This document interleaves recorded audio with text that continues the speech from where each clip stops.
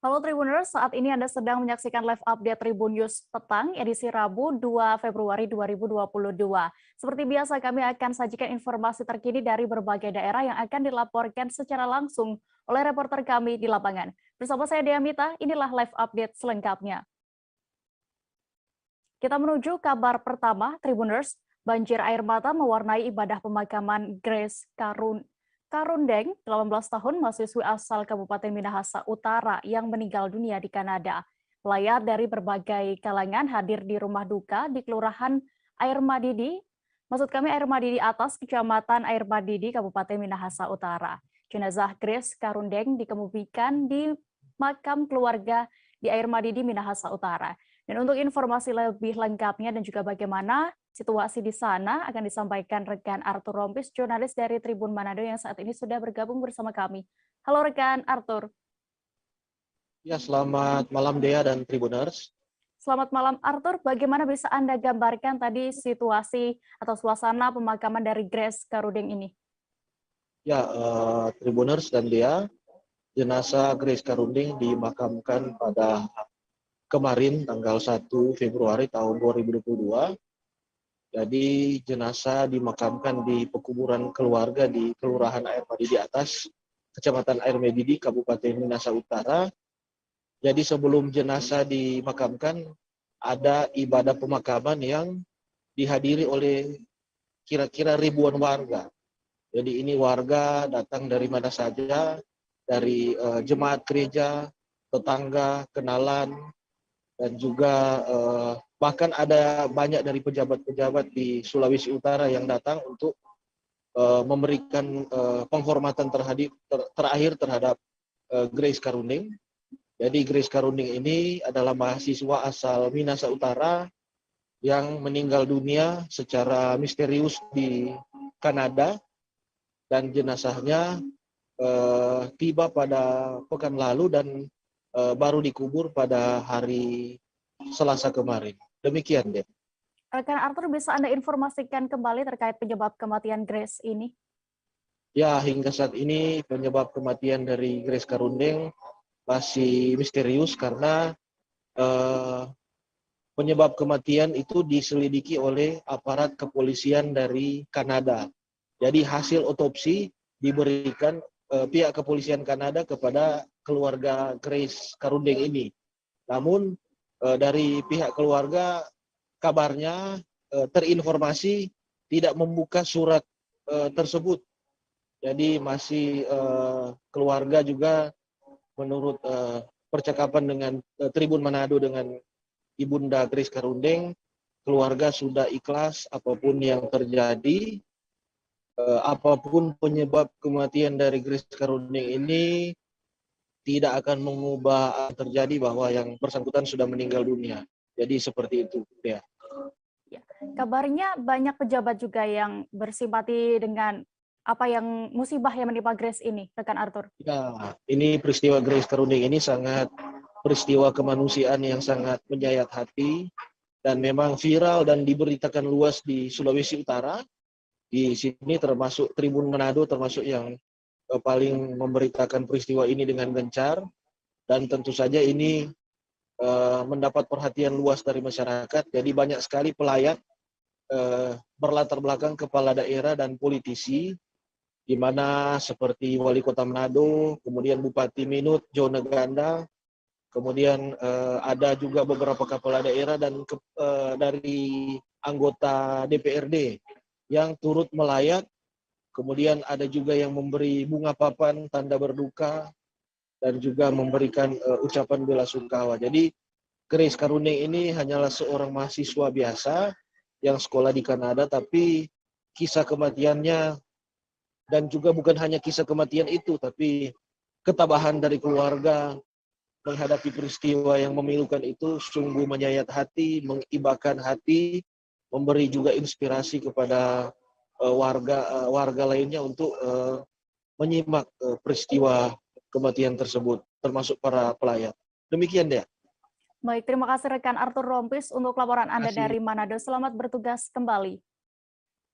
Kita beralih ke Provinsi Lampung Tribuners. Sekerumunan warga berdiri saling berhimpitan di lapangan sawah Brebes, Tanjung Karang Timur, Bandar Lampung pada hari ini, Rabu 2 Januari, maksud kami 2 Februari 2022. Mereka rela berdesakan demi mendapatkan sejumlah bahan pangan dengan harga di bawah harga pasar pada operasi pasar murah. Setiap dari mereka tampak siaga agar antreannya tak diambil orang lain. Reporter kami dari Tribun Lampung, Vicencio Somaferer, saat ini sudah terhubung bersama kami dan akan menyampaikan informasi lengkapnya. Halo rekan Soma. Halo Dea, halo rekan Tribuners. Ya, rekan Soma, bagaimana tadi cara petugas terkait hal ini pastikan menimbulkan kerumunan itu tadi? Mereka bagaimana mengontrol kepadatan yang terjadi di sana? Ya, memang antusiasme masyarakat membuat lokasi titik pasar murah seperti berkerumun. Kerumunan sudah mulai terjadi sejak pasar murah itu bahkan belum dimulai. Akibat dari kerumunan tersebut, petugas memang sempat kewalahan untuk mengatur. Selanjutnya mungkin karena power sosok penokohan di mana wali kota Bandar Lampung yang juga saat itu ada di lokasi ikut membantu menertibkan yang sebelumnya semrawut saling adu antrian, masyarakat yang datang nampak lebih tertib. Namun walaupun lebih tertib tidak menghilangkan bentuk dari kerumunan yang ada karena antusiasme masyarakat sendiri. Ya, lalu apa yang dicari masyarakat di sana? Iya, pasar murah yang difasilitasi Bandar Lampung ini diikut sertakan seperti instansi vertikal dan pihak swasta, di mana yang dijual tersebut adalah antara lain seperti kopi, beras, minyak goreng, telur, mie instan, susu, dan bahan-bahan pangan lainnya. Namun yang lebih identik untuk dicari masyarakat ialah jenis komoditas minyak goreng, di mana minyak goreng diketahui saat ini untuk di pasar tradisional Bandar Lampung harganya masih tinggi di angka 19 hingga 20 ribu rupiah. Walaupun di retail sudah 14 ribu, namun kondisinya minyak goreng di retail masih mengalami kelangkaan. Begitu rekan. Soma, lalu apakah pasar murah di Bandar Lampung ini masih akan terus berlanjut? Ya, pemerintah setempat bersama dengan instansi-instansi yang terkait dalam pelaksanaan pasar murah tersebut merencanakan giat pasar murah akan dihadirkan 7 hari kerja, yakni dari tanggal 2 sampai tanggal 10 di luar akhir pekan. Jika tidak ada kondisi alam yang tidak mendukung, maka pemerintah setempat menyarankan pasar murah terus berlanjut hingga 7 hari ke depan. Baik, terima kasih rekan Soma untuk informasi Anda. Selamat bertugas kembali. 3 dari 4 terdakwa kasus dugaan korupsi dana hibah pembangunan Masjid Raya Sriwijaya keberatan atas dakwaan JPU kepada mereka. Kuasa hukum masing-masing terdakwa pun membacakan nota keberatan atau eksepsi di hadapan Majelis Hakim Tipikor Palembang pada Senin 31 Januari 2022 lalu. Selengkapnya akan disampaikan rekan jurnalis Ripoku Adanisha yang kini sudah terhubung bersama kami. Halo rekan Nisha. Halo deh, Palembang melaporkan deh. Ya. Rekan Nisha, siapa saja 3 terdakwa yang mengajukan eksepsi pada Majelis Hakim ini terkait dakwaan jaksa penuntut umum? Oke, untuk 3 terdakwa yang mengajukan eksepsi pada Majelis Hakim terkait pada kasus dugaan korupsi Masjid Sriwijaya, yakni 1 Launma Pasindak Lumban Tobing, Loka Sangga Negara, dan yang 1 lagi itu Ahmad Najib. Itu dia. Ya, alasan dari 3 terdakwa ini mengajukan eksepsi seperti apa?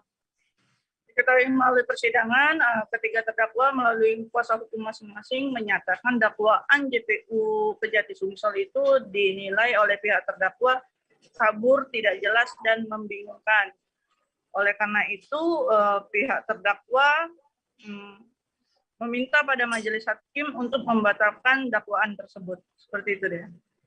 Ya, Nisha, berarti ada 1 terdakwa yang memang tidak mengajukan eksepsi ini. Lalu apa harapan dari 3 terdakwa atas eksepsi yang sudah diajukan? Dikonfirmasi melalui kuasa hukum masing-masing dari eksepsi yang diajukan oleh 3 terdakwa melalui kuasa hukumnya, itu mereka berharap majelis hakim dapat membatalkan dakwaan dari jaksa penuntut umum sehingga apa yang disangkakan oleh jaksa penuntut umum dalam dakwaan terkait tindak pidana korupsi pada 3 terdakwa itu dibatalkan. Seperti itu, Dea. Baik, Tribuners, berikut ada hasil wawancara rekan Nisha bersama Jaksa Penuntut Umum Kejati Sumsel dan juga kuasa hukum dari terdakwa. Selengkapnya kami tampilkan untuk Anda. Eksepsi yang diajukan 3 terdakwa hari ini bagaimana, Kak? Ya, nanti kita tanggapi minggu depan. Oke, kalau untuk dari keberatan-keberatan yang mereka lontarkan sendiri dalam sidang tadi bagaimana nggak menanggapi hal itu? Ya, nanti kita tanggapi minggu depan, kita jawab semua keberatan mereka. Untuk fakta persidangan Kak, apa yang didapatkan Kak? Belum masuk pembuktian ini. Masih eksepsi dakwaan. Pak, masih yang lama Pak. Dia audit itu dilakukan oleh Universitas Tadulako. Tanggapan kita sedikit ya. Nanti kita tanggapi deh di tanggapan saksi. Tapi kan 2 perkara lain kan sudah terbukti. Ya. Saya terima. Ya. Oke, itu ya tetap kata dakwaan. Iyalah. Sesi kita hari ini terkait pasal 143 ayat 2B terkait masalah formil. Di sini jaksa kami melihat bahwa jaksa penuntut umum tidak cermat, tidak lengkap dan tidak lengkap. Jadi kami menilai di sini bahwa terkait masalah Ahmad Najib sudah berdasarkan itu kami bacakan tadi, itu Ahmad Najib ini menandatangani itu sudah sesuai aturan hukum yang berlaku. Jadi unsur melawan hukum di sini Ahmad Najib sudah menurut kami tidak tepat seperti itu. Oke, berarti artinya Pak Najib ini menandatangani atas perintah Pak Gubernur saat itu ya, Kak? Berdasarkan perintah gubernur, berdasarkan ada SK yang mengatur tentang hal itu. Oke, Kak, mungkin ada yang mau kita tambahkan Kak terkait eksepsi ini? Ya, kesimpulan kami meminta bahwa eksepsi kami diterima, kemudian surat dakwaan yang diajukan oleh jaksa penuntut umum dinyatakan batal demi hukum, seperti itu. Oke, Kak, terima kasih. Kerugian negara itu tidak berwenang melakukan audit keuangan negara karena auditor harus nyata dan pasti, dan kedua ya, lembaga yang berwenang untuk melakukan auditor ada BPK, ada BPKT, Inspektorat Provinsi. Wujudnya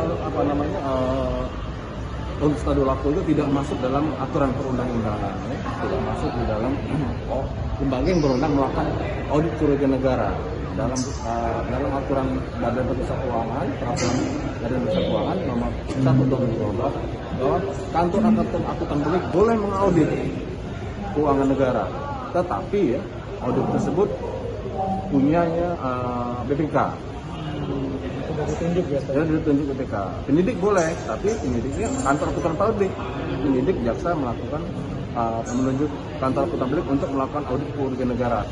Itu kantor akuntan publik, bukan Universitas Tadulako, bukan universitas. Karena sudah peraturan undang-undang apa? Kita sangat keberatan dengan yang di audit ini. Audit. Untuk materi dakwaan sendiri ada keberatan juga nggak? Itulah masalah audit itulah. Audit. Kami jeda sejenak Tribuners dan akan kembali seusai jeda berikut, tetaplah di live update. Oke, apa kabar Bang Arif di sini untuk strateginya? Kalau saya sendiri di Game Week 37 ini yang semalam baru mulai, Apa yang saya dirasakan udah Kopernita? Sebenarnya aku nggak ngerasain penangkapan atau penggerbegan atau apapun itu. Karena gitu loh, posisinya aku kriteria. Jadi kita mengenal disebut dengan stroke yang tidak berdarah dengan stroke yang berdarah. Stroke yang tidak berdarah itu biasanya ditandai dengan adanya penyumbatan. Kalau itu terjadi di sini mungkin pikirnya tidak ke situ kali ya. Tapi kalau di Korea atau di Kamboja itu ada beberapa paper yang saya itu Mas, ya, dulunya tukang koran. Oh gitu ya. Tukang koran. Ya, saya baca itu Pak. Tuh kan, pernah baca kan? Ya. Jadi kalau saya jadi tanggam itu udah bersyukur banget. Si anak ini dijadikan sebagai tersangka begitu. Ya, kalau ini kita bicara yang di luar kasus Bongombo ya. Dengan nama hujan shower, di mana terdapat batas jelas antara daerah hujan dan tidak hujan yang biasanya terjadi pada fase awal mature stage atau tahap berbahaya dewasa. itu Kang. Jadi mulai artinya terjadinya perlembekan. Nah itu untuk penetrasi akan sulit gitu ya.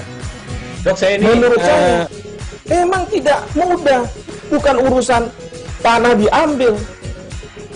Kalau misalnya Amerika Serikat sekarang, Rasulullah mengatakan dalam sebuah hadis bahwa berpuasa di 6 hari Syawal itu berawal dari bagian barat Indonesia. Kami datang sebagai sahabat, membawa beragam kisah dari sudut pandang setiap daerah untuk menjadi mata lokal menjangkau Indonesia. Oke, apa kabar Bang Arif di sini untuk strateginya? Kalau saya sendiri di Jumit 37 ini yang semalam baru mulai, Apa yang saya dirasakan udah Kakak Intan? Sebenarnya aku nggak ngerasain penangkapan atau penggerbegan atau apapun itu. Karena gitu loh, posisinya aku kriteria. Jadi kita mengenal disebut dengan stroke yang tidak berdarah dengan stroke yang berdarah. Stroke yang tidak berdarah itu biasanya ditandai dengan adanya penyumbatan. Kalau itu terjadi di sini mungkin pikirnya tidak ke situ kali ya. Tapi kalau di Korea atau di Kamboja itu ada beberapa paper yang Saya itu mas, dulunya tukang koran. Oh gitu ya. Tukang koran. Ya, saya baca itu Pak. Tuh kan, pernah baca kan? Jadi kalau saya jadi tanggam, itu udah bersyukur banget. Si anak ini dijadikan sebagai tersangka begitu. Ya, kalau ini kita bicara yang di luar kasus Sebongombo ya. Dengan nama hujan shower, di mana terdapat batas jelas antara daerah hujan dan tidak hujan yang biasanya terjadi pada fase awal mature stage atau tahap Berbahaya dewasa. itu Kang. Jadi mulai artinya terjadinya perlembekan. Nah itu untuk penetrasi akan sulit gitu ya. Dok, saya ini menurut saya memang tidak mudah, bukan urusan tanah diambil. Kalau misalnya Amerika Serikat sekarang, Rasulullah mengatakan dalam sebuah hadis bahwa berpuasa di 6 hari Syawal itu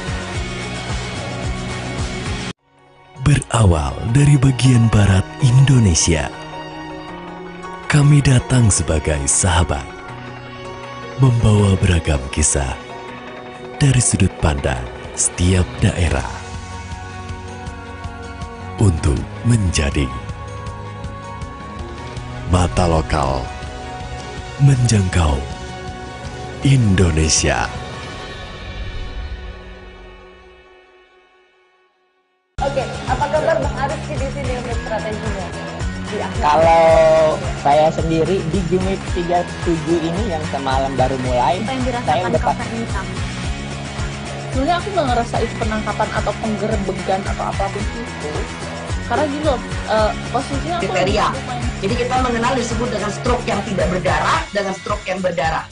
Stroke yang tidak berdarah itu biasanya ditandai dengan adanya penyumbatan. Kalau itu terjadi di sini mungkin pikirnya tidak ke situ kali ya. Tapi kalau di Korea atau di Kamboja itu ada beberapa paper yang Saya itu mas, dulunya tukang koran. Oh gitu ya. Tukang koran. Ya, saya baca itu Pak. Tuh kan, pernah baca kan? Jadi kalau saya jadi tanggam, itu udah bersyukur banget. Si anak ini dijadikan sebagai tersangka begitu. Ya, kalau ini kita bicara yang di luar kasus Sebongombo ya. Dengan nama hujan shower, di mana terdapat batas jelas antara daerah hujan dan tidak hujan yang biasanya terjadi pada fase awal. Terima kasih Tribuners, Anda masih menyaksikan live update. Kita menuju kabar berikutnya dari Papua. Dalam rangka menyongsong hari ulang tahun Basarnas ke-50 tahun yang jatuh pada 28 Februari 2022 mendatang, Sartimika menggelar donor darah.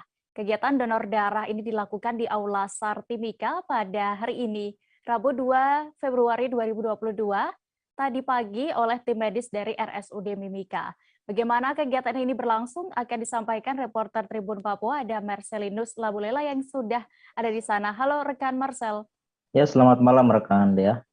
Selamat malam. Rekan Marcel, bisa Anda informasikan berdasarkan informasi dan juga pantauan Anda tadi di lokasi, berapa untuk jumlah pegawai SAR yang mengikuti kegiatan donor darah ini? Baik rekan Dea dan Tribuners, dapat saya informasikan bahwa untuk jumlah pegawai SAR yang mengikuti donor darah pada hari ini menjelang ulang tahun SAR yang ke-50 itu untuk pegawai SAR sendiri ada sekitar 20-an orang.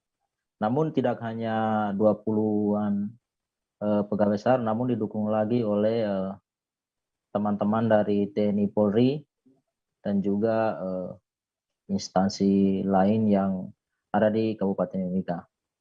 Namun untuk pemantauan saya di lapangan memang antusias pegawai SAR sangat luar biasa. Begitu rekan Dea. Baik, lalu bagaimana untuk antusias pegawai SAR ini saat mereka melakukan donor darah? Baik rekan Dea dan Tribuners, dapat saya informasikan bahwa untuk antusias daripada para pegawai di kantor SAR Timika memang sangat luar biasa, di mana hal ini didukung dengan sudah sejak tadi pagi sebelum ditetapkan pemberlakuan donor darah, pegawai-pegawai SAR ini sudah mulai datang dan stay di aula kantor SAR untuk mengikuti acara pembukaan terkait donor darah yang dilakukan pada hari ini. Begitu rekan ya. Ya, lalu bagaimana harapan dari SAR Timika sendiri terhadap warga Kabupaten Mimika? Baik rekan dia, dapat saya informasikan juga bahwa untuk harapan dari pihak SAR yang disampaikan oleh Kasubsi Operasi SAR Timika, yaitu Pak Saril mengatakan bahwa untuk potensi SAR Timika memang diketahui banyak sekali kecelakaan-kecelakaan laut dan darat yang terjadi di Timika. Namun Saril berharap bahwa kepada para warga masyarakat Kota Timika tetap mendukung SAR Timika dalam proses menjalankan kinerja kerja potensi SAR di Kabupaten Mimika, mengingat kecelakaan-kecelakaan seperti kecelakaan laut itu hingga saat ini masih sangat banyak. Oleh karena itu dirinya berharap bahwa untuk masyarakat kalau berpergian atau menggunakan jasa angkutan laut, menggunakan perahu-perahu kecil, tetap waspada dan selalu berkoordinasi dengan pihak BMKG untuk melakukan persiapan-persiapan dini terkait keberangkatan dan juga persiapan lainnya sehingga tidak terjadi hal-hal yang tidak diinginkan. Begitu rekan Dea. Baik, Tribuners, terkait kegiatan ini, rekan Marsal tadi juga sudah melakukan wawancara bersama Kasubsi Operasi Kantor SAR Timika. Ada Syahril, berikut liputan lengkapnya.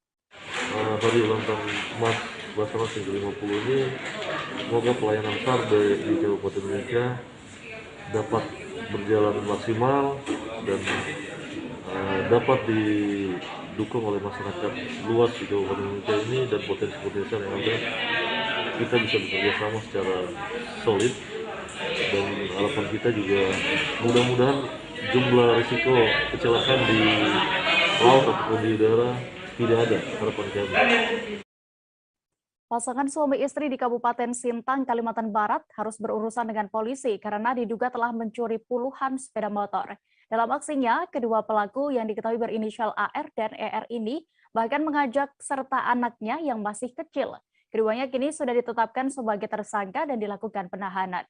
Untuk mengetahui lebih detailnya, sudah bergabung bersama kami rekan Agus Pujianto, wartawan Tribun Pontianak yang akan menyampaikan laporan lengkapnya. Halo rekan Agus. Halo rekan Dea. Rekan Agus, bisa Anda laporkan bagaimana perkembangan kasus pencurian yang dilakukan Pak Sutri di Kalbar ini? Baik rekan Dea dan Tribuners dimanapun Anda berada, dapat saya laporkan bahwa pengembangan pencurian yang terjadi di BTN Nabila Kabupaten Sintang, Kalimantan Barat, saat ini total keseluruhan unit barang bukti kendaraan bermotor berjumlah 47 unit. Pencurian dilakukan oleh pasangan suami istri, dan saat ini keduanya sudah ditetapkan sebagai tersangka oleh Polsek Sungai Teblian. Ya. Lalu apakah ada kemungkinan nantinya ada tersangka lain? Baik ya, berdasarkan hasil pengembangan dari anggota Polsek Sungai Teblian, selain kedua tersangka pasangan suami istri tersebut, saat ini juga sudah diamankan 3 orang penadah sepeda motor hasil curian Dan ketiga orang tersebut saat ini juga sudah ditetapkan sebagai tersangka, Dea. Lalu bagaimana motif dan juga modus tersangka ini yang mencuri hingga 47 unit selama 1,5 tahun informasinya, Agus? Ya, benar sekali dia bahwa pasangan suami istri ini bersekongkol melakukan kejahatan pencurian dengan pemberatan sejak tahun 2020 dan total kendaraan sepeda motor yang dicuri itu sebanyak 47 unit. Keduanya ini bersekongkol bahkan mengajak anaknya yang masih berusia di bawah umur melakukan aksi pencurian. Modusnya mereka itu mengambil sepeda motor dengan memanfaatkan kendaraan korbannya yang lengah karena meninggalkan kunci motor ataupun tidak mengunci stang pada malam hari. Motor tersebut kemudian didorong setelah jauh dari rumah korban, baru kemudian ditarik menggunakan tali. Setelah itu, motor tersebut akan dibawa ke bengkel dan diganti stop rumah kontak sepeda motor. Setelah itu dijual ke penada dengan membuang terlebih dahulu nomor plat KB-nya. Tersangka ini mengaku sepeda motor tersebut hasil dari penarikan dealer. Lalu bagaimana dengan ancaman hukumannya? Baik, kedua tersangka dijerat pasal pencurian dengan pemberatan dengan ancaman hukuman 7 tahun penjara dia. Baik, Tribuners, terkait kasus ini, rekan jurnalis kami sudah melakukan wawancara bersama Ibda J. Effendi Kusuma selaku Kapolsek Sungai Tebelian. Berikut informasi lengkapnya. Ya, dari sekian banyak barang bukti kendaraan bermotor ini hasil pengembangan kita dari Polsek Sungai Tebelian, di backup dari Polres, kita dapat mengembangkan kasus ini dan didapati dengan jumlah kendaraan yang kita berhasil amankan ada 47, sementara 47 unit kendaraan hasil kejahatan yang dilakukan dua tersangka tersebut. Dua tersangka ini suami istri, Pak? Ya, dua tersangka suami istri yang tinggal juga di Desa Balai Agung, tetapi alamat di KTP atau NIK dia warga Melawi. Dari 47 hasil keterangan atau informasi yang kita dapat, dia sudah beroperasi kurang lebih 1,5 tahun berjalan. Dari kalau 1,5 tahun berarti sudah dari tahun 2020 sampailah 2022. Hasil pengembang untuk tersangka lain yaitu penyalur atau penadah, kita amankan 3 orang. Inisial, Bang? Sudah tersangka belum? Sudah tersangka, tetapi kita tempatkan di Polsek dan di Polres Melawi, Polsek Kota. Baik, dari kami pihak kepolisian bekerjasama dari Polres Melawi dan Polres Sintang, kita akan kembangkan lagi informasi dan keterangan, baik keterangan tersangka pencuri dan keterangan penadah, kita akan tetap kembangkan. Masih saksi. Kita beralih ke Jawa Timur, Tribuners. Penularan varian Omikron di Indonesia telah mengakibatkan kurva kasus positif COVID-19 menanjak. Menghadapi potensi adanya gelombang penularan varian Omikron, sejumlah tempat wisata di Kota Batu, Jawa Timur ternyata masih terlihat beraktivitas seperti biasa. Belum terlihat adanya penutupan maupun penyekatan di sana. Pantauan selengkapnya di Kota Batu, Jawa Timur akan dilaporkan rekan Beni, reporter Surya Malang yang kini sudah bergabung bersama kami di sana. Halo rekan Beni. Selamat sore rekan Dea. Selamat sore rekan Beni, bagaimana bisa Anda gambarkan terkait kondisi tempat wisata di Kota Batu saat ini? Baik, saya laporkan langsung dari Kota Batu bahwa aktivitas pariwisata di Kota Batu masih berlangsung seperti biasa. Sejumlah pengunjung ataupun wisatawan datang ke tempat-tempat tujuan wisata di Kota Batu, mulai dari tempat wisata alam hingga tempat wisata buatan. Meskipun saat ini sedang terjadi lonjakan kasus positif COVID-19 secara nasional, ada peningkatan, dan di Kota Batu sendiri tercatat per hari ini ada 6 pasien yang dirawat di isolasi mandiri. Ya, apakah tidak ada kekhawatiran penularan varian Omikron oleh pengelola tempat wisata ataupun pemerintah setempat, Beni?